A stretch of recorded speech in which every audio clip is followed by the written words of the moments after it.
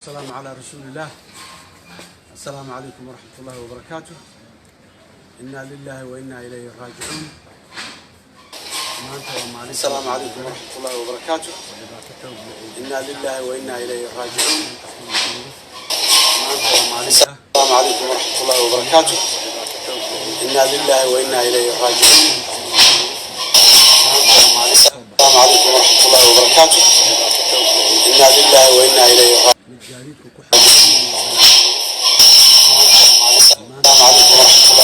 meel dhalka yimid mid u socday intaba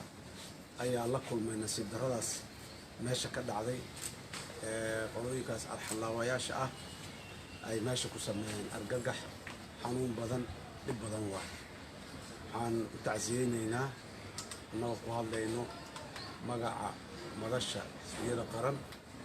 iyo guud ahaan dadka muxuu ahay Soomaaliyeed dadkii ehelada ahaa iyo qaraabadii kuwii ay jeclaayeen saaka halka ay ku shahiideen waxaan leenahay Allah u naxariisto sabir iyo iimaan Allah naga wada siiyo dhamaanteen ayagana jannadii firdawsi Allah ka waraabiyo inta dhaawaca ah oo aan soo aragnay maanta oo isbitaalada yaallo iyo kuwa aan gaari weynay isbitaalada kale faraha badan oo magaalada yaal ama guryaha loo qaaday intabana waxaan leenahay Ilaahay ha u boogadhayo waxay ahayday arrin runtii aad iyo aad murugo leh xanuun badan dad Soomaaliyeed nooc walba leh caruur leh wiil sanad jira oo dhaawacan soo aragnay hooyadiisna ay dhimatay asigana dhaawaca hal sanad jira cimrigiisa aan soo aragnay islaan waayeel ah oo sidoo kale dhaawaca aan soo aragnay arday jaamacad u socday oo dhaqaatiirku biri dalkan daaweynaha qaarkood ay yihiin oo ummadan caafimaadkeeda ka shaqayn lahaa qaarna ay dhinteen oo la waayay qaarna ay dhaawac yihiin gubteen lafoo ka jajabeen madaxa dhibaato ka gaartay yani arrin aad iyo aad u xanuun badan oo muuqaalkeeda runtii aad wax looga naxa ah ayaan soo aragnay waxaan leenahay dadka Soomaaliyeed inta naga dhimatay Allah naga siiyo inta noolna inta bukaankaana Ilaahay caafiyo mas'aladu waxay tahay dadka Soomaaliyeed ee dhintay kuwaas waa kuwii arxan laawayaasha ah oo ugu talagalay dad Soomaaliyeed xageed joogtaa isgoyski waxaan taaganahay maxaan ku raadaay ex control afgooy maxaa meesha xaaladeedu say tahay waa meel isku xiran oo la dhooban yahay oo dad baa fara badan iyo baabuur badan meesha ay dhooban tahay meel ka fiican ma laha meesha isku qarxi buk dadkii yani nin hadafkiisu uu yahay dadka inta ugu badan in la dilo inta ugu badan in la dhaawaco oo hantida ugu badan la burburiyo yani cadaawad ka weyn oo ummad loo jiritaan waay qofaa la dilay labaa la dilay ma aha jiritaanka ummadeed waay waxa ay nimankaan argagixisada oo nabadiidka ah ay ku socdaan kaasi marka waa cadowgaas waa garanayna ummad kastoo adduunka joogtana cadoway leedahay nooc uu yahay mid yasiran mid dhib badan nooc doonaha ah laakiin haddana ummad walba daday u dooratay inay cadowgaas la dagaalamaan oo dibkiisa joojiyaan haddii ay jooji waayeen xataa ay yareeyaan oo maxaan ku iraahdaa ummadda u dhibaatadooda waxayso aad iyo aad waxaan u tabaynaa doorkii dowladda inuu meesha gaabis xoog leh inuu ka jiro ma aha siyaasad ma aha magaciisi laakiin madaxtooyada agteeda iyo maxaan ku iraahdaay hotel maxaan ku iraahdaa SWAL wixii ka dhacay maalin weyn waa ogeyn waa aragnay waa u joognay meeshii magaalada inay u amni badnaatay ahayday maantana meeshii wixii ka dhacay waa ognahay ma eedeynayno ma dhaliilayno nalama liitaan wiilasha ciidamada ah ee amniga jooga ee qaarkood dhimanaya qaarkoodna dhaawacayo maalin walba dhimanaya ee dhaawacmayo waa shuhada waa geesiyiin waxay mudan yihiin qadarin iyo waxweyn amnigeena meesha uu ka dayacan yahay waa dhinaca hoggaanka iyo siyaasadda waa amnigu siyaasadda hagto sidoo u shaqeynaayo iyo waxa waxaynaay meel fog dalkan ka yimid meel fog oo dhib badan ka yimid horumar badan la soo sameeyay waana lagu jiraa dawladda dadka inay dhinacna ka daciifiso oo dhaqdhaqaaqoodii iyo dhaqaalahoodii iyo hantidoodii iyo waxoodii iyo isu socodkooda ay carqaladayso ciriiri geliso ayadoo ugu marmarsiinayso amnigii baan sugaynaa amnigiina dadkuna ay ku dulqaateen amnigaan sugaynaa maadaama la yiri in ay ka dulqaataan xorriyaadkoodii qaar ka mid ay ka tanasulaan ay oggolaadeen oo ilaahay maanta ciddii danoo jidka taagan oo qaylinaysa aan la arkayn tanoo kale haddana inay dhacdahay waa laba geeriyaad waaye waa xanuun kaloo sii dheeri ah waaye argagixisadu waa joogtaa dagaalay dalka ku haysaa ma inkirayno iskama indhasaabayno laakiin niman dagaal lagu haayo oo cararaayo oo tuuganimo wax ku samaynaayo inay yihiin iyo niman daanshoonaayo oo beledkan wixii baasiyii la aruursaday meel walba usii socdo waxaynahay gaabiska aan annaga aan tuhmayna inuu meesha ka jiro arkayna kaas waayo dowladda waxaan ugu baaqaynaa siyaasadeeda amniga dalka guud ahaan gaar ahaan caasimadda jamhuuriyadda ee magaalada muqdisho dowladdu waa inay wax ka beddeshaa sidaan ma ahaan karto kuma sii socon karto maalin walba boqolaal qof oo dhintay ma arki karno maalin walba dad gubtay oo la kala garan laayahay inuu nin ah ina naag eed la kala garan laayahay oo maxaan ku rahaa meydkoodii oo madow meel uu yaallo inaan soo aragno wax aad iyo aad loogu farxi kara maaha wax aad iyo aad loo jeclaysan kara maaha wax laga aamusi kara maaha cadow waaye nimankan maxay u jiraan ma aha su-aasha maxaa loo dhammaystiri waaye maanta oo loo baabi'i waaye hal biri ma ahan laakiin sida loola tacaaloohaayo si ka habboon oo loola tacaali karaa jirto si ka si fiican oo loo qaban karaa jirto dowladdu gaabisaa meeshaas ka jiro sidaana waxba kuma socon karaan cadow waaye dad waaye waxa dadka laynaya dadaa celi karo dhagax jidka la dhigay iyo carro meel la tuura ma celi karaan dadku dadaa celi karo fikiraa celi karo dadka soomaaliyeedaa celi karo oo la mobilize gareeyo oo loo tuso maslaxadooda la dhaqaajiya celi karo dowladdu dib u eegis ballaaran ha ku samayso siyaasaddeeda amniga dalka guud ahaan siyaasadda lagula diriraayo argagixisadan ummadda dhibtay nabaddiidka ah guud ahaan gaar ahaan caasimadda magaalada muqdisho wejigii maxaan ku rahdaye ummadda iyo dowladnimada iyo dalka iyo dadka soomaaliyeed ah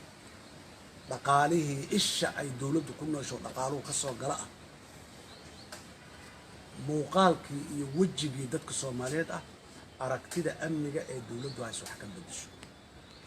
dad amniga mas-uul ka ah oo deegaankan iyo dadkaani ay doorteen ay fursad ha bixiso dowladdu dadku dad mas-uulahay ayagu mas-uuliyadda saaraan ay eedaan ay ku yeeshaan dadkan fursaddaas ha bixisaan leenaha dowladdu gobolka banaadir dowladda dhexe annagaa soo joogi jirna shalay kuwaanaa joogo dhammaan dowladda sidaan si ka roonay annaga waxaan aaminsannahay markay imaanaysana sidaan ay xaaladu ka roonay dowladda maanta jirto haddana ay ka roonaa karto ay sii socon karto horumarku maalin walba meel inuu sii joogo hore u sii socdo waa magaalada dadka waa ku dhibban yihiin dan yartii oo dhan noloshooda ciriiriyay sii gashay meelihii iyo qaabkay u noolaayeen oo dhan baa ciriiri galay amnigiina la sugayaa ayay ku seexdeen ay ku oggolaadeen in ay maxaan ku rahdaay dadka intii ugu tabarta yareeday ay noloshoodii ay maxaan ku rahdaay ay ka tanasulaan wax badan oo sida ay ku herayeen nolol maalmoodkeeda ahayd ma mudno inay maanta haddana dhaawac ay dhayaan iyo meyd ay joogaan iyo mid la waayo oo meelu ka baxay la waayo haddana ma mudno mas-uul ma ammaan helin oo maalin hore meeshii la galay wixii lagu bartilmaamaysanayay mas-uuliyiin iyo siyaasiyiinay ahayd shacabkii caadiga ahaayee suuqa muxuu ahay khudaarta iyo muxuu ahay mooska iyo baalkii muxuu ahay barbarooniga u sidayna ma nabadgelin ardaygii saake hooyo inta usoo quraacday canjeero ay soo siisay orod maando ii aad iskoolka adigana orod jaamacadda ii aad ay tirina ma nabadgelin arrintaasi shilaa iska dhaxay baabuuraa meel ku qarxay dadaa ku dhintay ma aha waa ka mug weyn tahay dowladdu waa isku noqoto wixii dhacaad mas-uulka tihiin keliya ma ahan waxaan leenahay waxa soo socdaa muhiima berri waxa dhici doono ilaahay idinkiis ilaahay ma keeno ilaahay ma qadaro ilaahay idinkiis laakiin diyaargarowgeena in sida hadda ku socday istiraatiijiyada amniga lagu sugaayo dowladda waa in ay wax ka beddeshaa dadkan gobolka banaadir ku nool waa in fursad la siiyaa amnigooda ay cod iyo talo ku leeyihiin waa in la siiyaa sarkaal dowladda ay soo magacaawday bas kuma filla dowladdu waa joogtaa xoog waaye xoolay haysataa caqli haysataa kaalmo caalami haysataa laakiin dadka doorkooda yaa maqan dowladdu dadka door ha siiso gobolkan banaadir dadka dad ay wacdeen oo ay wakiisheen ay u dhiibteen mas-uuliyadda oo biri ay kala noqon karaan markay wax dhacaan waa in dowladdu fursadaas ay bixisaa dadkana loo ogolaadaa in fisa mar kale inta dhimatay allah u naxariisto inta dhaawaca allah bogsiiyo inta lala yahay maqalkooda iyo muuqaalkooda ilaahay meesha jiraan soo iftiimiyo aad iyo aad ayaan arrintaas uga xunnahay waa ka murugaysannahay waxaan soo aragnay isbitaalka kusoo aragnay wax aad iyo aad loogu farxi kara ma aha wax qof damiir leh oo muxuu ahaay raalli ka noqon kara ama maxaan ku raadaay oo caadi nolol caadi u arka maaha waa xanuun badan isbitaalka kuwii maanta qarxay iyo kuwa qarxayda kasii horreeyo qaarkood gaalkacay laga keeno qaarkood maxaan ku raadaay gobollada kale laga keenayaan meesha kusoo aragnay qaraxba qarax soo gaaray xanuunka ay leedahay waa taas ah annaga weliba waa rabnaa hal isbitaalaan galnay oo waqtiga inuu saamay yaan tagnay hal isbitaal dhaawac isbitaallo kaluu yaalla guryo badan uu yaallaa meel walba uu yaalla allah caafiyo allah bogsiyo inta dhimata allah u naxariisto aad iyo aad umahadsantiin adinkuna wasalaamu calaykum waraxmatullahi wabarakaatu بسم الله الحمد لله والصلاة والسلام على رسول الله. السلام عليكم ورحمة الله وبركاته. إنا لله وإنا إليه راجعون. إن الله ما أخذ وما أعطى وكل شيء عنده بأجل مسمى. سيدة مكوين حسن أو شيخي على ما أين أمر صلى الله عليه وسلم. هو تعزينا ظهران والدين في هلاجي كبير يدون دفت ما تقرح كل شيء. يقول وعملها تقبل بالبطي. كل أنت وحالنا على الحريص كل وعن الله خير. أنت تقبل بالبطي وحالنا بدل كذا محسن. runtii madaxweynuhu sida oo tilmaamay waxaan soo aragnay wax xanuun badan dad midabkooda la kala garanayay dad dhaawaca iyo dadkii suuqa u aaday ka dhinteen iyo dad aan la aqaanin ilaa hadda dadkoodii aan la eegin waa gara kartiin duruufta dalka uu ku jiro qof maanta dhintay iyo qof dhaawac labaduba waa culays gudug ay ka baxeen culays u jiro qaran maanta u taagan oo caawinayna annaga nolosha sooma arkin sida mataqaanaa dadka Soomaaliyeed ugu yaqiinay oo ana caadada ahayd nolosha waxay rabtaa inay baaqo jirto dadka Soomaaliyeed inay dadkaas u gurmadaan la garab istaago dalkan mushkil aan la noolnahay mushkilada aan la noolnahay waa mushkilada al-shabaab iyo al-qaacida waa dhagarqabayaal ka been sheegay diinta islaamka usoo joogay maalin walba inay dhibaateeyaan dadka Soomaaliyeed si macno la'aan marka runtii filkaas aad u foolxun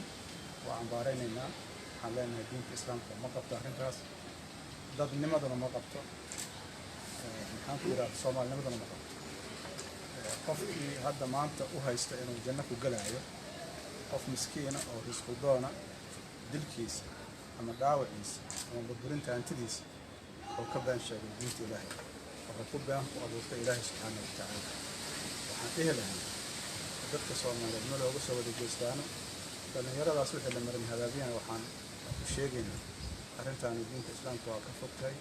dhiig muslim jannada laguma galo cadaab baa lagu galaa war jannada haddaad rabtiin beerafasha masaajidda aada qur-aanka